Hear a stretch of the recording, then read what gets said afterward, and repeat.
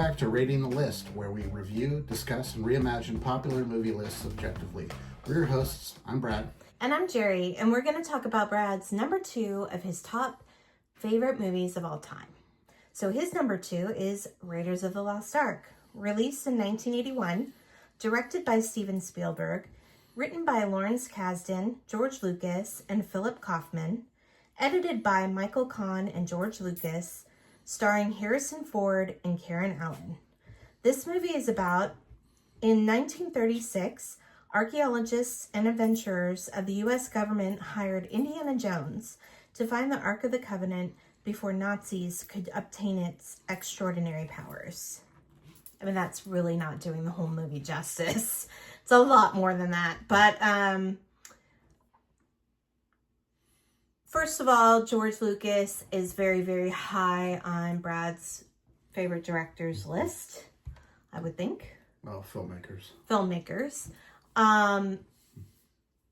It's the one, I think, and I'm going to say this, I think this is probably the greatest adventure story ever told. That's exactly why it's on my list. Really. This is the greatest action-adventure movie ever made. I'll throw hands at anyone who thinks otherwise. Yeah. This movie is absolutely perfect, with the exception of one little small special effects shot that's dated.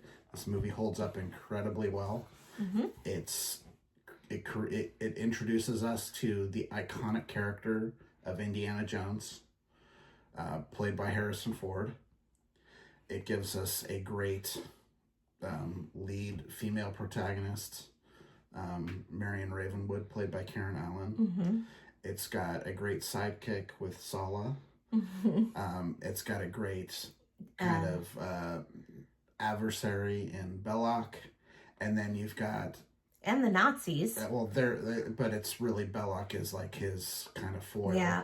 And then you've got, him battling the Nazis, searching for the Ark of the Covenant, this, biblically epic artifact that, lays waste to armies and all of that. And, there are all kinds of, stories about where it ultimately landed and this and that. The film takes a certain one of them. It's not the only one, by the way. There's like 3 or 4 different versions of the story as to where it ends up. And it's an adventure story. It's they're trying to find this epic thing. It's like, for an archaeologist, this is like finding like the biggest thing in the world. The Holy Grail, if you will. But wait.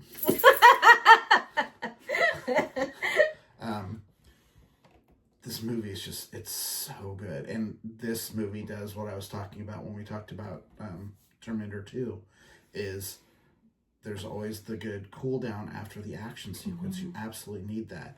This movie builds character. You care about Indy. The thing I love the most about these movies is he's not a perfect hero. He messes up stuff all of the time, and he has to fly by the seat of his pants almost all the time, because whatever he's doing doesn't turn out the way that he wants. And we see that from about the first 2 minutes of the movie.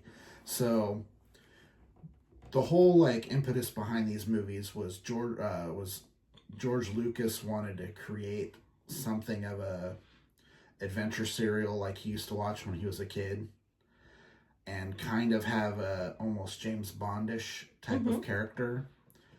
At the same time, his best friend, Steven Spielberg, wanted to direct a James Bond movie for reasons that no one will ever understand, because if you want a movie directed by Steven Spielberg and he wants to do your movie, you let Steven Spielberg direct your movie. Yeah. They didn't want him to do it, so he was really trying to get the last Sean Connery movie, the one that came out right around the time that Raiders came out. He was really trying to he was putting his hat in the ring for that one. And Lucas basically said, "I've got something better. Let's do this." This movie is really written by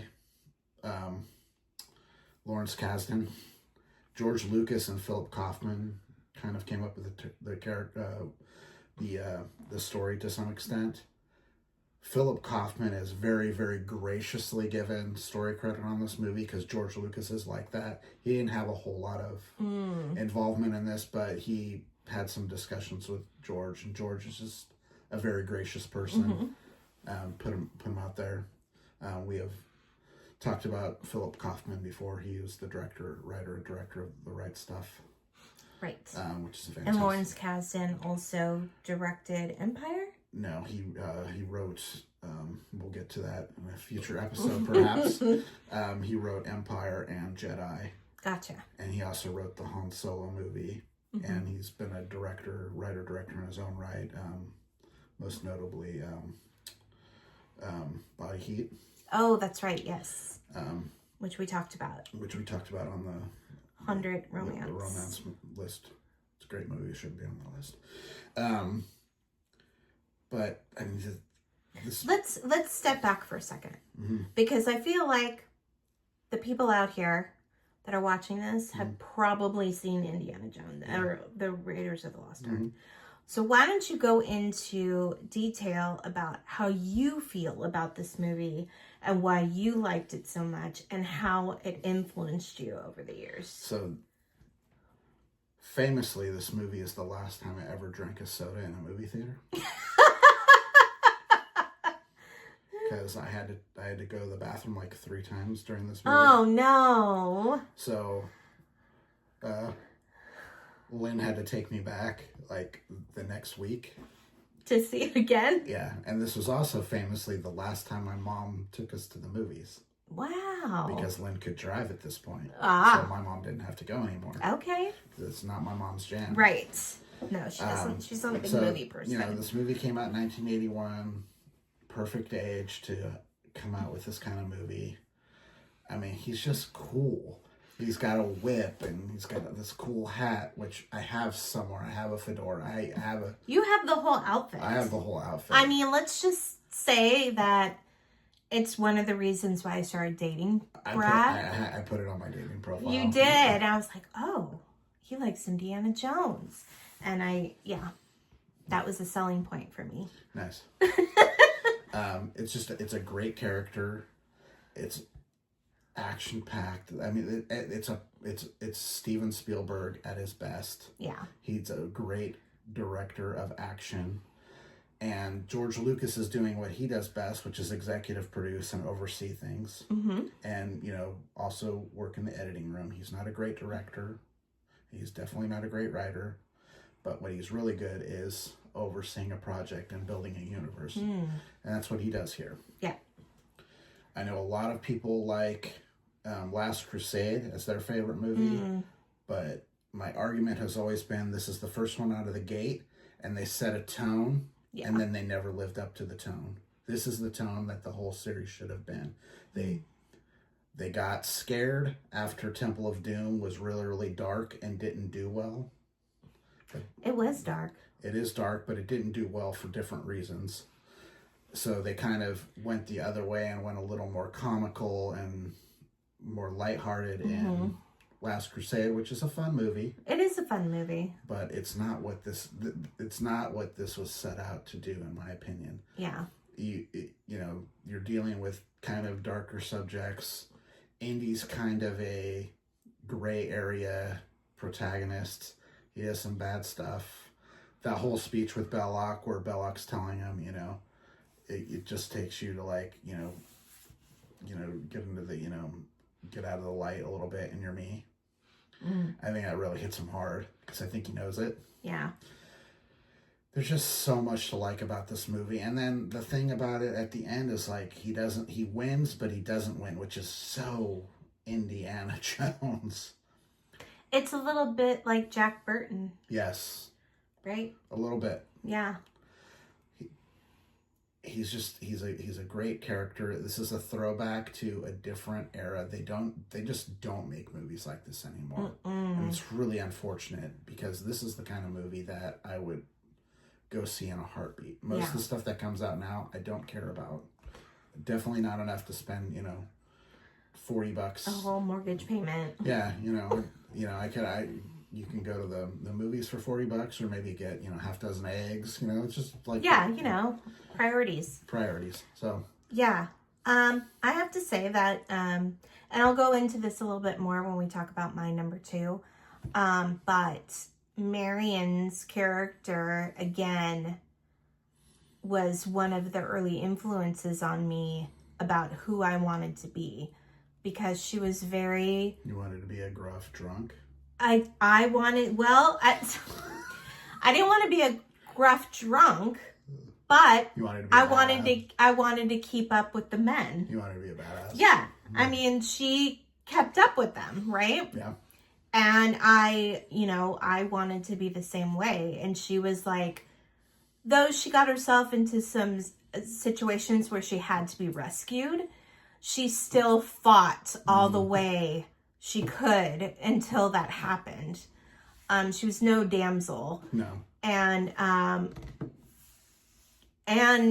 she had hair like me.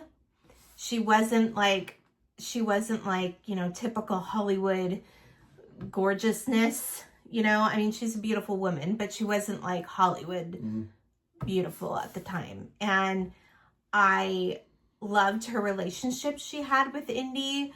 He had a lot of respect for her, and she infuriated him, but then he loved her at the same time.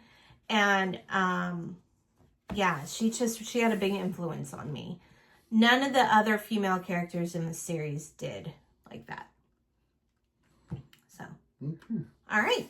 So I rated this movie, I can't see, an 85.2. Nice. It's definitely, I did my top 20, so it's definitely 20 to 30. It's in there. And yeah, if you want to tell us about how you think that the Holy Grail is better than, Raiders of the Lost Ark, have at it in the comments. I'll just be on my lawn yelling at kids if you do that. Get off my lawn. Get off my lawn with her. You're wrong. You're wrong. Yeah. So yeah, please let us know how you feel about Raiders of the Lost Ark, this beloved classic movie. And please like and subscribe to our channel. If you'd like to talk to us directly, please do so at ratingthelist@gmail.com. But that's it for now. I'm Jerry. I'm Brad. And we're Rating the List. We'll see you next time. Bye. Bye.